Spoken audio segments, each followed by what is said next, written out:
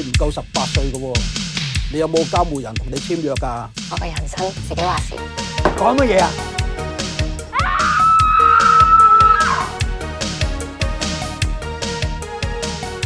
呢行咧就好似夢工場咁，不過好夢定噩夢就睇你自己啦。阿媽，你唔要我啊？你唔好以為你同佢離婚就得，佢愛嘅人係我啊！好似而家你咁嘅能力，再拍落去都拍唔到咩出嚟嘅。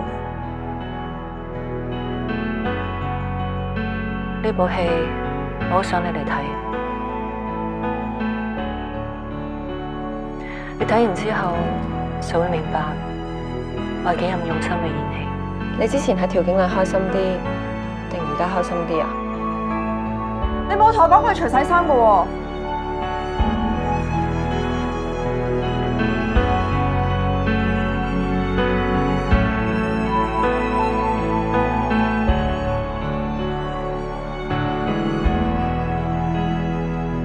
我係唔會咁易放棄㗎。加油啊，八婆！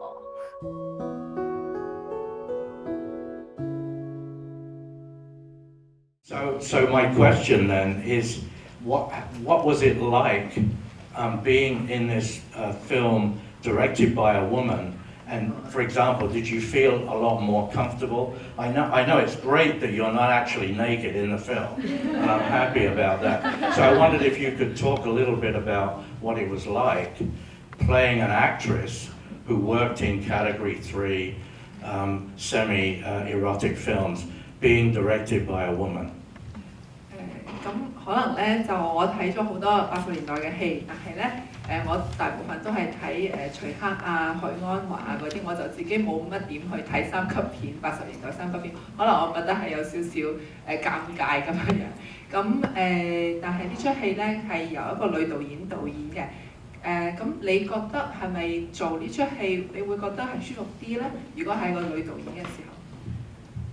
首先講下，因為呢出戲嘅對手啦，啱啱嗰個男仔，其實我本身同佢相識嘅，咁所以咧我就冇話覺得又好尷尬啦。咁加上咧，當時我哋拍攝呢個場景嘅時候咧，我哋係有清場嘅，咁所以咧佢啱啱 Peter 講得啱啦，係有女導演啦，加上我哋嘅 cameraman 都係女仔嚟嘅，咁所以成件事令到我好安心，同埋我覺得好 feel comfortable 嘅真係。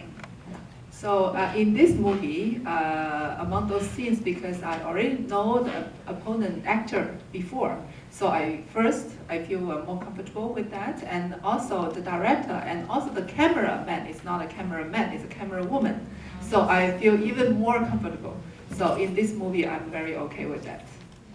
Another question about the character who plays your father in the film, Tilung, who's like this great star of Shaw Brothers films in the past, and that's how I'm familiar with him. And at first, in his performance, especially with the younger version of yourself, I thought, oh, he's really not a nice man, and he's really behaving badly with his daughter. He does change during the film, but I was so impressed with how brave your character was in her relationship with her father, and I wonder what that was like actually acting with Tilung. 即係喺呢個套戲入邊呢演林小姐嘅爸爸嘅係邵氏電影期間非常之有名嘅一個演員叫做狄龍啦，唔知大家知唔知佢嚇？咁喺呢出戲入邊咧，一開始咧我就覺得佢係個衰人嚟嘅喎，係個唔係咁好嘅爸爸。咁但係喺呢出戲成個過程之中，我哋見到佢嘅性格、佢嘅角色係有變化嘅。咁我就想問下你，同佢做對手戲嗰時咧，我都見到你非常之勇敢下呢個角色，咁係有咩感覺嘅咧？其實因為狄龍大哥係一個前輩啦，咁所以我哋喺同樣地呢個係我第一套電影啦，咁所以我喺接觸劇本嘅時候，其實係有同狄龍大哥見面嘅，咁佢都有同我傾關於角色上面，佢覺得你覺得你心目中呢個角色嘅爸爸，你認為佢係一個點樣嘅人啊？然之後佢就會同我講佢感覺佢個角色係可能比較嚴肅啲啊，佢對住個女都係嚴肅啲啊咁樣嘅。咁然後點解我會有呢個性格咧？就係因為由細到大啦，其實係屋企，sorry， 由細到大啦，因為其實我就係出生喺一個好嚴肅嘅家庭度嘅。咁然之後我就係一直都好有一個想出去做嘢 support 我 family 嘅一個諗法，咁所以咧，我去到中間，我係自己好想睇下佢點樣可以揾多啲快錢嘅，咁所以我就喺呢個位嘅時候，爸爸就會同我有拗撬嘅時候咯，咁佢可能就唔明白我啲錢到底係點嚟啊，又或者我用啲咩方法去揾錢啊，咁喺呢個溝通上面咧，就同爸爸係之間我哋有啲矛盾咁樣咯。So actually, during I was studying the screen, Dilong already started to discuss the screen with me, and then we met several times, and then we would discuss how the character goes, how the story goes. So in the middle of the story, you can see that I grow up in a very serious family. So I really want to go out to see the outside world. I really want to make some money to support my family. And the fastest way is to make some fast money. So, but my dad is really not understanding how do I make the money, why I have so much money. So in that period, then we have lots of conflict. We didn't communicate very well. So that's how the character evolved. Hello， 大家好啊！我係林千婷啊。咁啱啱咧就上映咗《我們的18歲》啦。咁今次好開心可以嚟到呢個電影節啦。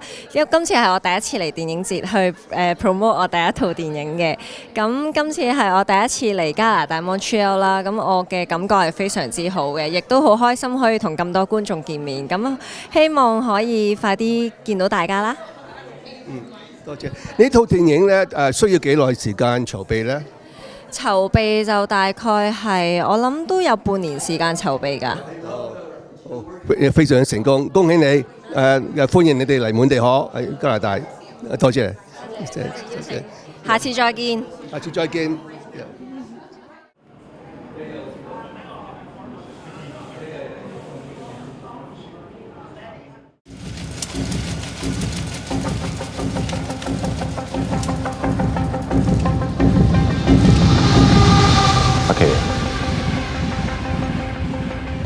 你改變唔到呢個世界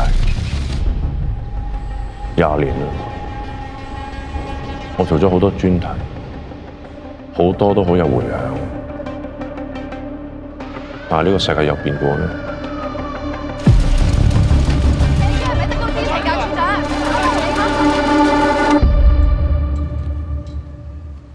你覺得10年之後仲會唔會有記者？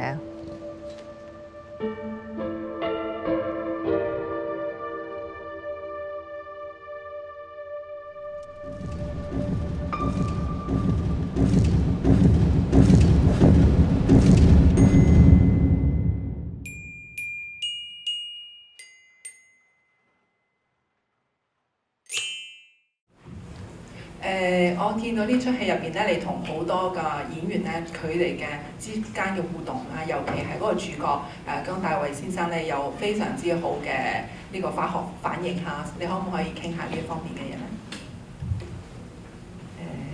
？I speak in Cantonese then 佢係一個好好嘅前輩啦。咁其實我哋一開頭都會有啲緊張嘅對住佢，因為佢係以前係做武俠片，係一個大俠。咁但係佢為咗打開呢個話題啊，等我哋同佢 close 啲咧，佢係好主動咁樣同我哋一班新演員去傾偈，乜嘢都傾。我哋成日問佢一啲好無聊、好白痴嘅問題，佢都會同我哋講。咁所以同佢嘅合作係，我好快就可以同佢 get close 咯。So Mr. Zhang, he was a martial arts actor in lots of movies, and then he's been in this industry for a long, long time. So at the beginning, we, all the young actors and actresses, we were kind of nervous to be in the same movie with him. But he's very, very kind to us. He often come to us. It's him who come to us to talk about no matter what. So make our relationship really in the ease. And then when we shoot the movie, we feel very good together. 同埋有好多嘢係佢臨時諗出嚟嘅，有啲 idea， 即係例如頭先大家最尾嗰場有一個位係好感動嘅，佢將佢頂帽擺落我個頭度幫我戴帽。其實劇本上係冇寫嘅，咁但係嗰一刻佢就突然之間覺得呢個女仔好慘，即係佢做完咁多嘢俾人鬧，仲要淋雨，佢就將頂帽除咗俾我。佢一幫我戴落嚟之後咧，我又即刻好感受到嗰種温暖同埋唔捨得啦。咁然後出到嚟嘅反應，即係觀眾都覺得嗰場戲係好深刻、好 touching。So, for example, lots of scenes, lots of details in the acting is him who improvised at the shooting. So, for example, the last scene that he put on the hat for me, the cap for me, it's him who came out with this idea because he saw a girl who did such a good job, but he was blamed by a lot of people. So in the rain, and so he felt that I'm so in the great pity. So he just put that cap on me, and when he did that, I feel so warm in heart. And then my reaction is very natural come out. So a lot of audience, lots of feedback say that that scene is one of the most touching scene in the movie. 因為有好多嘢要配合，即係落雨啦，咁個雨係假㗎啦，係，咁然後有好多演員啦，咁你見到係一路個 camera 係喺我後邊跟住我去影其他演員鬧我，再影到通白，咁所以要配合好多嘢，有時可能係個聲唔得啦，即係我哋收音嗰個聲，咁所以都剔咗好多個剔，但係因為件事實在太有感覺，所以就算剔幾多個剔都好。大家都係好有 energy 去演呢場戲咯。So this last scene we shot it so many times. First, the rain is not the real rain, and there were so many people in the scene, and then it's a long shot following me in the back. Then, but even though, because the script itself is very good, and then at that point everyone was so moving and so energetic. So no matter how many takes that it took, we still, feel passionate about it. This film was based on a true story. Can you talk about your character, what was real, what was not real, and what was your input? 咁呢出戲咧係根據好多真實嘅事件而改編嘅。咁你可唔可以講講，即係喺呢個角色入邊有邊一啲部分係真嘅，有邊一啲部分可能係改編嘅咧？我呢個角色係真嘅，咁然後我去準備呢個角色嘅時候，我都睇咗好多報道啦。即係之前嘅我可能係同電影入邊講嘅人一樣，睇完好有感覺喎，但係我唔會將佢擺喺心，即係我可能睇完哇好慘啊，點解可以咁樣嘅？但係我冇再去睇更多資料。So the character itself in the movie, it's a real character. She's the real journalist in real life. But just like me, when I see a report like that, a news like that, maybe I feel so much when I see it, but afterwards maybe I forget it easily. 咁當我再去準備呢個角色嘅時候，我真係當自己係一個記者咁樣咯，係咁喺網上面揾好多唔同嘅相關資料。我睇咗好多報道，有咩係真嘅呢？沖涼係真㗎啦，釘書機係真㗎啦，性侵係真㗎啦，同埋因為武裝槍花有個男仔意外跌咗落樓係真㗎啦，同埋我哋依家都告唔入個院長都係真嘅。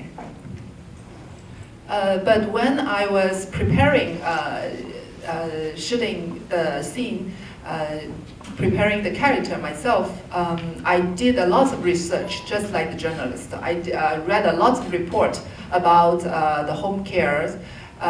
In the movie, the boy who suicide is a real event. Maybe he's not suicide, just say accident. Because the window 冇個窗花。但係應該要有窗花。Okay, because actually in this kind of care home, they should have like those bars to pretend this kind of things to happen. So the window didn't have it, it's real. Probably the boy didn't suicide, but there is an accident. It is an accident that happened. And sexual harassment is real. Yeah, and also the violence on the boy, on the arms, it's real. And also the expired food is real. The shower scene on the terrace is real. It's all real, all this. Yeah, and also the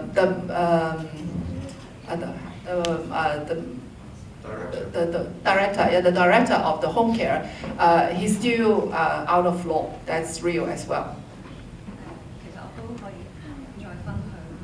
我可以再分享多啲我睇咗但係電影冇嘅嘢啦。例如係有一個院友，佢曾經係俾人扣住咗喺個沖涼房嗰度，然後就開咗熱水等佢自己淋咯。咁冇人睇住佢嘅，翻到嚟原來水太熱，因為佢扣住咗，佢又冇得走，又冇得出聲，佢已經係成身喺晒水泡辣傷咗。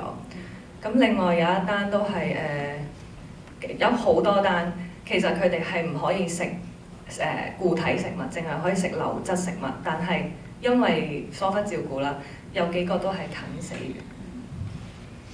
And also there are several events that is real but it's not shown in the movie. For example, there is one of the disabled people was locked in the shower room. Well, the shower room is maybe not like what you think it's big enough. It's a very small shower room. So they turn on the hot water and then just lock her in or lock him in. And for after a long period of time, when they came back, because the water is too hot and the shower room is too small, he cannot come out. He has nowhere to hide. So all his skin was burned by the hot water. That is very real as well.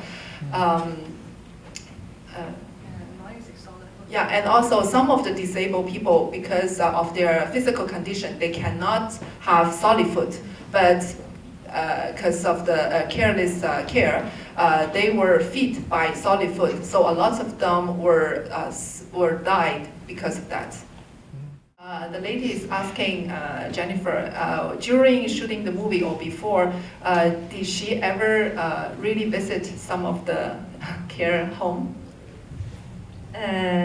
It's quite difficult for us to get in the care home if we tell them, oh, we are going to shoot a movie about it. But I can tell you guys a secret, because I do the undercover in the movie, so I really did undercover to go get in the care home. I just get in and said that I'm looking for a space for my grandma, and I really took some photo about that.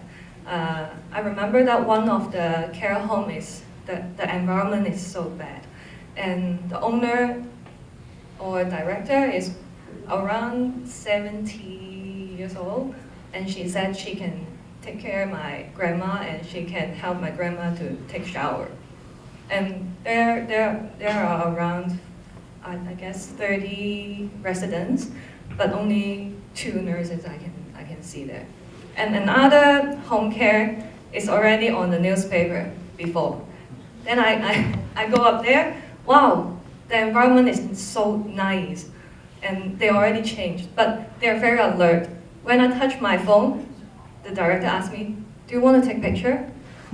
Oh, I said, no. I just look around, yeah. 即係 Jennifer 佢喺度拍戲嘅過程中咧，真係好似個記者咁樣臥底去到呢啲殘疾人院舍去做去參觀嘅。咁佢都係當時係講話我想同我嘅嫲嫲揾一個位咁樣。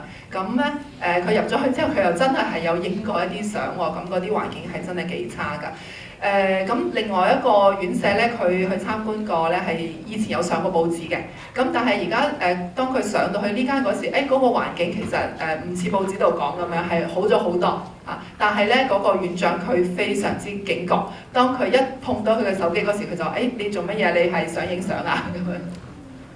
咁依家有咩感覺咧？今日其實已經係我第3次睇呢出戲，我都仲係好嬲同埋好痛心，因為每一件事都真係發生過，同埋有可能依家都仲係發生緊，咁所以希望真係可以改變到一啲事情。So, including today, this is the 3rd time that I see this movie in big screen. Still, I feel very heartbroken. I feel very angry. So I really hope that this situation will change in the future. Hopefully, in not very long future.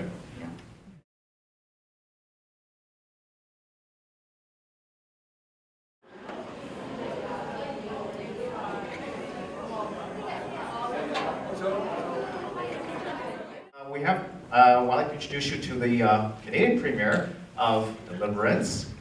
And it hasn't shown, actually, the funny part is it's shown around the world, but hasn't shown anywhere, hasn't even shown in Hong Kong yet. Yeah, so you guys in for a real treat. And have the pleasure of having the director here. It's actually his first feature length film we shot, so I'd like to welcome Mr. Kelvin Shum. Hi.